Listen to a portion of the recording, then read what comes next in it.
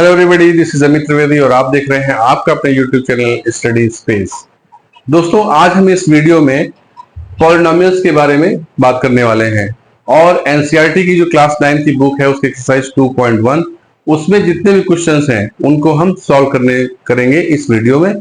ठीक है, तो आइए स्टार्ट करते हैं अपना वीडियो और उसके फर्स्ट क्वेश्चन से स्टार्टिंग करते हैं। जब पॉलिनोमियल जो थ्योरी है वो आप लोगों ने ऑलरेडी पढ़ रखी होगी। पॉलिनोमियल्स क्या होता है, कोई एक्सप्रेशन होता है, अलजेब्रिक एक्सप्रेशन होता है, उसमें क्या होता है उसमें और पॉलिनोमियल ऑफ वन वेरिएबल सिर्फ हम यहाँ पे पढ़ेंगे और इसके अलावा कुछ पढ़ना नहीं, क्योंकि अगर इससे ज्यादा वेरिएबल, अगर एक से ज्यादा वेरिएबल होते हैं पॉलिनोमियल को, वो भी पॉसिबल होता है, बट वो उसको हम हायर क्लासेस में पढ़ेंगे, वो हमें अभी पढ़ना नहीं है। ठीक है, तो जो वेरी फर्स्ट क्वेश्चन है वो कह रहा है which of the following expressions are polynomials of one variable, यानी कि इसमें से हमको ये देखना है कि ऐसे कौन कौन से एक्सप्रेशन है इसमें जो पॉलिनोमियल है और सिंगल वेरिएबल में है। तो क्या होता है, देखिए हम मानते हैं कोई क्वेश्चन होगा जिसमें एक्स वाई जेड इस टाइप से टी कुछ भी हो सकता है, कोई एक वेरिएबल होगा। अगर मान लीजिए किसी, जैसे फर्स्ट जो पार्ट है इसका that is 4x square minus 3x plus 7, तो इसमें क्या देख रहे हैं हम आसानी से, यहाँ पे सिर्फ और सिर्फ एक वेरिएबल यूज किया गया। क्या है वो वेरिएबल है हमारा x, यहाँ पे x है, यहाँ पे x स्क्वायर है। इसका मतलब क्या हुआ, जो फर्स्ट है this is what, this is of one variable, ये क्या हो जाएगा, ये वन वेरिएबल का एक्सप्रेशन हो जाएगा। ठीक है, तो ये हमारा वन वेरिएबल का एक्सप्रेशन है। दूसरा देखते हैं, अगेन यहाँ लिखा हुआ है y square plus under root 2, तो this is also what, this, यहाँ पे भी क्या कितने वेरिएबल है, यहाँ पे सिर्फ y तो वेरिएबल है। इसका मतलब दूसरा जो पार्ट होगा वो भी क्या होगा, ये भी होगा ऑफ वन वेरिएबल, राइट। ये भी हमारा वन वेरिएबल का एक्सप्रेशन ऑफ पॉलिनोमियल है, राइट। दूसरा देखते हैं, यहाँ पे क्या देखते हैं, यहाँ पे देख रहे हैं कि यहाँ पे वेरिएबल तो सेम है, यहाँ पे भी टी है, यहाँ पे भी टी है, बट ये पॉलिनोमियल नहीं आएगा, पॉलिनोमियल की कैटेगरी में नहीं होगा। क्यों, पॉलिनोमियल की एक कंडीशन ये बताई गई है कि जो पावर होगी ना, जो पावर होगी किसकी, जो पावर होगी वेरिएबल की, वो क्या होना चाहिए, वो होल नंबर में होनी चाहिए। बट इसको अगर हम देखें क्या हो जाएगी, ये हो जाएगा 3 और अंडर रूट टी लिखा है, इसका मतलब T to the power 1/2 plus T under root 2। तो यहाँ पे देख रहे हैं जो ये जो पावर है क्या कर रही है, ये होल नंबर नहीं है। इसका मतलब क्या होगा, ये जो हमारा होगा, जो एक्सप्रेशन होगा, this is not a polynomial. इसका मतलब क्या, ये जो एक्सप्रेशन है ये हमारा पॉलिनोमियल ही नहीं है, राइट। और दूसरा देखते हैं, यहाँ पे अगर देखते हैं, इसको भी अगर देखना चाहें तो यहाँ पे क्या आएगा, y प्लस 2 इंटू, ये अपॉन में y है, डिनोमिनेटर में तो y क्या जाएगा, डिनोमिनेटर क्या हो जाएगा, -1 हो जाएगा। तो यहाँ पे भी क्या देख रहे हैं, यहाँ पे भी देख रहे हैं कि y की power -1, this is not a whole number. इसका मतलब क्या है, इज नॉट अ पॉलिनोमियल। ठीक है, ये भी क्या है, ये भी हमारा पॉलिनोमियल नहीं है। डिग्री यहाँ पे क्या है, यहाँ पे वेरिएबल तो यहाँ पे भी सिंगल है, बट क्या है, ये हमारा पॉलिनोमियल ही नहीं है। क्वेश्चन क्या पूछा गया था कि are polynomials of one variable, पूछा गया था कौन सा एक्सप्रेशन हमारा पॉलिनोमियल है और वो भी किसमें, वन वेरिएबल में होना चाहिए। ठीक है, चलिए स्टार्ट करते हैं, नेक्स्ट क्वेश्चन पे मूव करते हैं।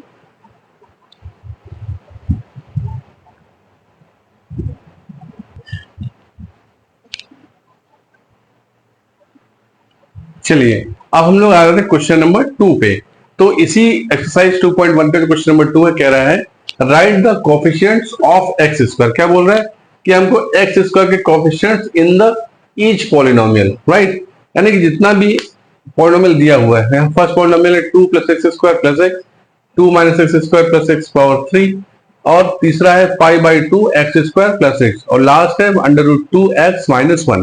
इसमें कहा गया कि ईच जो पॉलिनोमियल है उसका क्या बताना है, उसकी हमको बतानी है कि वहां पे एक्स स्क्वायर का कोफिशिएंट क्या है।